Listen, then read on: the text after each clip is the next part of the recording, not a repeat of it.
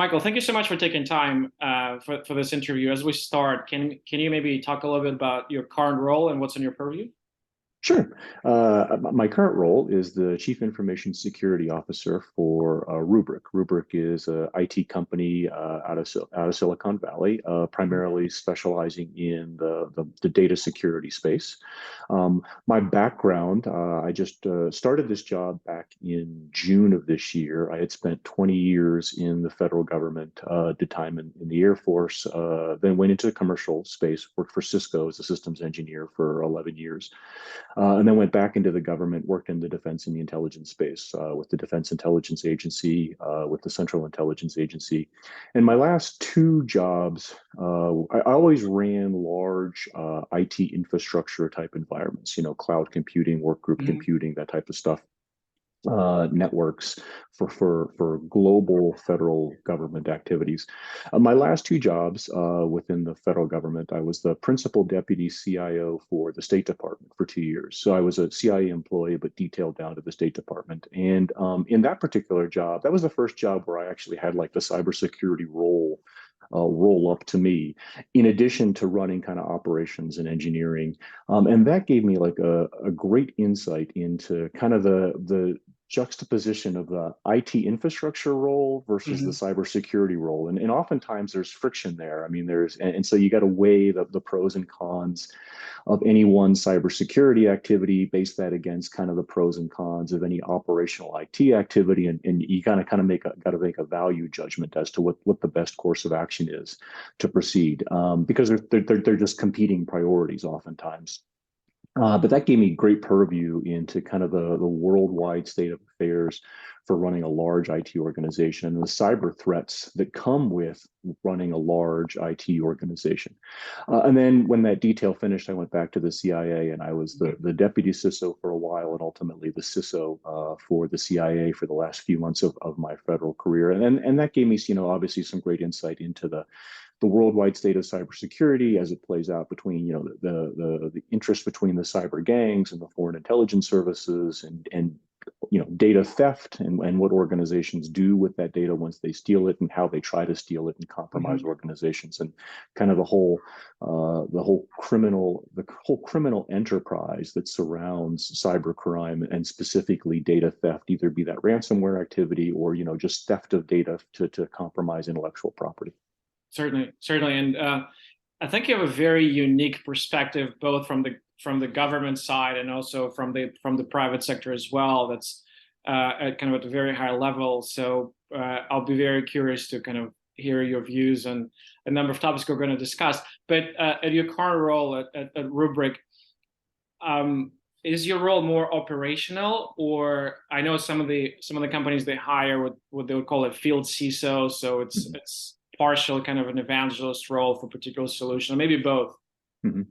Yeah, so my role primarily is to run the cybersecurity program internally for the company. So that's Mhm. everything from the compliance activities to the IT infrastructure Mhm. cybersecurity function, also stemming into the product development cybersecurity function. So how are we securing the software development lifecycle of the Mhm. product?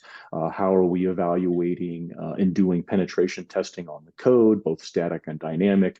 How are we doing, version release penetration testing, vulnerability management? So basically, the whole life cycle of not only the IT infrastructure side, but the Mhm. product security side is really my primary focus. Every now and again, I do get an opportunity to talk to CISOs in other organizations about kind of what the cyber threat is that we're seeing. Being the CISO for a company that develops a product, um, I do get an opportunity to see kind of the cyber threats that other organizations are seeing, Mhm. and so it gives me an opportunity to kind of discuss kind of what we're seeing from a lay of the land, cyber threats, how what are the primary focuses of any one cyber criminal activity, what are they focusing on, how are they trying to design exploits against various different IT infrastructure components, and so it does give me an opportunity to liaise with other CISOs of other Mhm. organizations just to kind of maybe sometimes fill in the gaps from a threat intelligence perspective as to what they're seeing. Certainly, certainly, and kind of to double click on that. I know there are certain themes that are top of mind right now. Ransomware is probably one. Insider threats, third-party risk, just kind of to name a few. But I think, again, you have a very interesting vantage point given your past roles and your current role. And just imagine you have a crystal ball and you can see into the future 6 months from now, 12 months from now. What in your view would be the top three threats that will be top? It could be some of the same, but maybe some of them are emerging that some of the CISOs are not exactly paying attention to. In 12 months, what do you think will be top of mind for everyone? Well, I think top of mind for everybody 12 months from now will certainly at least be more of the same. So, I mean, if you look at some of the studies that are out there, cyber crime is on track to be like a $10.5 trillion business Oh, wow. within the next 2 years, and that would make it like the third largest economy on the planet. And so, I think when you read those types of studies, whether they're accurate to the last dollar, right? But the scale of cybercrime is certainly immense, and I think what CISOs need to walk away with is that this is a criminal enterprise. Like these criminal organizations have monetized data theft. And they're either going to deny you access to the data, or they're going to sell your data on the black market for financial gain or for identity theft or so. But the whole point of it is this is really an enterprise, and it runs like an enterprise. And these cyber criminal gangs collaborate. I would contend that in many instances they have backing of foreign intelligence services in certain areas. And so I think if you're a CISO, you got to understand that you're not just up against one particular criminal element. You're up against a coordinated criminal enterprise. And you from a cyber defensive perspective, you need to be upping your game in the sense that you need to be getting as much threat intelligence as you can, liaising with whoever happens to be in your professional network, liaising with government entities that support your particular geography, because you don't want to be out there on an island on your own. You need the collective defense of your professional network and other supporting actors in order for you to mount a credible cyber defense. So I think understanding the scale and the scope is number one. And I think cybercrime is going to continue, specifically ransomware, because it's easy money. And until the easy money turns off, I think we're going to see our criminal elements continue to go after that easy money. It's just too easy for them to walk away from. So that's one. I think cyber talent, just getting cyber talent is going to be a challenge. I think in the US, there were like 700,000 open cyber jobs. I think if you look at some of the studies, 3.2 million open cyber jobs worldwide. So clearly there's a talent gap, and organizations are going to ultimately compete for that talent gap. But I would contend, maybe we need to do a better job as CISOs of figuring out a way to collaborate, so that we're not fighting one another for that cyber talent, that we can actually collaborate and use the cyber talent that we have to provide more of a collective defense amongst our various different organizations. So I think cyber talent is going to be the second one that people focus on. And then I think the third one is just as technology continues to play a larger and larger role in our lives, the evolution of technical debt is the thing that continuously drags our cybersecurity posture down. And that is, organizations spent time and money delivering IT infrastructure solutions, and then they go into maintenance mode, and then ultimately there's not enough money to maintain those things. Yet you can't retire those systems because they provide an organizational or business function. Yet because they're not able to be upgraded and patched, or the vendor no longer supports them,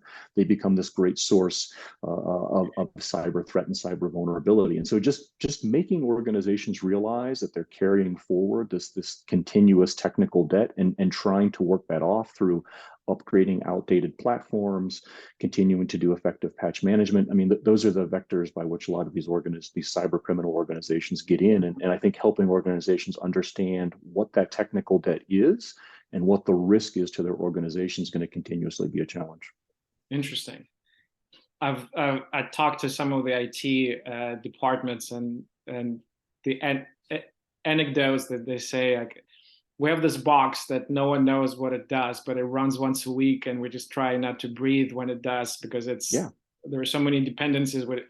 and the people who used to kind of build it, they're no longer with the company, and it's untenable to maintain, and it's too expensive and too time consuming to replace. So it's dealing with legacy systems. I cannot even imagine what kind of challenge it is, especially when technology is changing so fast. Yeah. And to continue the thread on the second one, the talent that you mentioned, I think it's no lost on anyone the shortage of talent, but also the opportunity for talent for either for IT professionals looking to make a switch into cybersecurity, or even more junior professionals or even students looking to make a career. I just read the study essentially saying that positions in cybersecurity will be a little bit more protected in the downturn, and they have a little bit more pricing power in terms of salaries that they demand.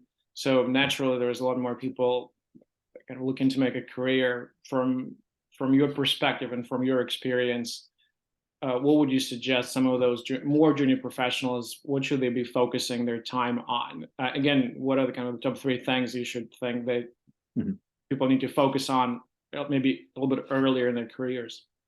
Yeah, in my experience, the really effective cybersecurity professionals have not solely been cybersecurity professionals. They've done other things. So they've done, application development, or they've done IT infrastructure management. They were networking admins, or they were system admins. So they've done something different, and they understand what it takes to, develop and maintain a code base or run a large IT infrastructure, and they understand the inner workings of those. And I think that makes them significantly better cybersecurity professionals along the way. And so, my recommendation to anybody that's coming up through the ranks is to take an opportunity to go out and do something that's not, solely cyber related, but that has some other function within your organization for running that IT enterprise or developing code, because I think you're going to get a much better perspective. A lot of the foundational elements for cybersecurity, we say them like they just roll off our tongue, like they're so easy, like asset management and identity management and patch management and vulnerability. Like we say these things like they're easy, and they're foundational elements, and they should be easy. But when you get into the nuts and bolts of running a large IT enterprise, you find out that they're just not that easy, right? I mean, you would say, "Wow, gee, we should know everything that's on our network." Well, like we should, but we don't all the time, because people stick stuff on our network all the time. We lose, agents don't check in, so we lose visibility onto laptops or servers, and we have to continuously go out there sometimes and reinstall agents or have them recheck in order to produce inventory manifests for devices so that we can do effective vulnerability management. But all these intricacies are the things that bog us down oftentimes. And I think if you don't have an understanding of what those intricacies are, you kind of lose sight. And so I would recommend that's something that's essential for being a good cybersecurity professional. And then, what was helpful for me is understanding, your cyber team is telling you that you need to do, 4 or 5 different things. And your operations team says, well, if I do those 4 or 5 different things, this will be the impact to operations, whether it's user access or cost or complexity or whatever. And just being able to see, if I do A, there's an effect on B and C, and trying to, you oftentimes have to run a very narrow course between what the right course of, it's just not black and white, and you have to weigh these competing factors and figure out what the right course of action is for your organization. But I don't think you get that unless you've had a foot in those various different camps at various different times in your career. Certainly. I read somewhere that a lot of whether it's ransomware and phishing attacks, they're directed at mid-size organizations, small businesses that may be thinly resourced. Because you would imagine, large financial institutions, they have dozens and dozens of people on various teams. They're kind of very well resourced and supported. And to continue the thread that you mentioned, a lot of the cyber criminal organizations, they're essentially businesses, and I know some of the logs, internal logs that were made public. I think Krebs on security, I think it likes to publish some of the he would give glimpses of inner workings, and it's incredible. They divide responsibilities among different teams. There are year-end bonuses and performance reviews. It's certainly run. A lot of them are run as a business. What would you suggest some of the organizations, maybe on a smaller size in terms of the org, what would be some of the aspects they should focus on that will give them leverage against probably much larger adversaries on the other side who may be even more resource? What will be some of those points of leverage in your view? Yeah, I think you touched on a really good topic here, which is every organization is resource constrained, right? I mean, I don't know that any CISO or CIO that I've ever talked to that says, yeah, I've got all the resources that I need to do my job. No, nobody ever, or very few people rarely ever say that. So I think this really comes down to using the resources that you have to protect your biggest asset against the most credible threat. So I think a couple things. Number one, what is the biggest asset that you as an organization have? And I think a lot of times this comes down to really understanding. I think if we take a step back and say, look, all these criminal activities are designed to steal data. Like nobody gets into your network just to say, haha, I've gotten into your network. I got your switch configuration. Like nobody cares about that. They get into your network because they want to do something with the data that rides across that network. They want to take it and they want to sell it, or they want to deny you access to it. But it comes down to getting access to your data. And so I guess the question becomes for you as any organization is, what data do I have that would really be of value to someone else? Like, what's the data that I have that is valuable to me? And then would that data be valuable to somebody else? And I think if you can do that first, and then the next step is understanding where that data actually lives and how people actually use and process that data, because that I think will then tell you, okay, if I know my critical data and I know where it resides, then these are the protection mechanisms and these are the resources that I should put around that, because that's the most critical function for my organization. So instead of like taking your resources and just like peanut butter spreading them across all the potential cyber threats that might exist, focus on the things that might be most relevant for your organization. And that means that you're probably not going to spend money on a whole series of cyber activities that maybe they wouldn't manifest themselves in any really materialistic way in your organization, but you're going to put the time and the resources against those things that would be really detrimental to your organization. So I think it's just taking that fundamental understanding of what's important to your organization, what are those threats, and then applying them that way. I think threat intelligence obviously feeds into that as well. Like, am I even being targeted? Do I have stuff of value to the bad guys, and how do I get information that helps provide me insight into whether or not the criminal actors see me as a viable target? I think those are pieces that are important as well. But it really is, you're never going to have enough resources. So how do you apply those resources in the most meaningful fashion? Certainly. It actually makes a lot of sense. So essentially, you would prioritize the value of your assets, and then based on that, you try to identify the most likely entry point and secure those. Because in the end of the day, the bad actors they're not trying to create more work for themselves. They're really looking for the weakest link, for the low-hanging fruit. And if you're aware what this weakest link may be, and you protect it, it's probably a good way to think about prioritizing resources. Yeah, absolutely. And the other thing that I learned along the way is like I don't have to have the best defenses in the world. Like I don't have to be 100%. I just have to make it more resource intensive on the bad guy than they would gain value from accessing my network and taking my data. So if the value proposition switches, right, where it's more expensive and more time consuming for you as the bad guy to get into my stuff, then I kind of win this battle. Yeah, it's kind of like that old joke that you don't need to run faster than the bear, you just need to run faster than the next guy, right? Exactly. Yep. I want to, again, kind of to continue the thread that you mentioned, that sometimes priorities and constraints of an IT organization may not be 100% congruent with the cybersecurity team.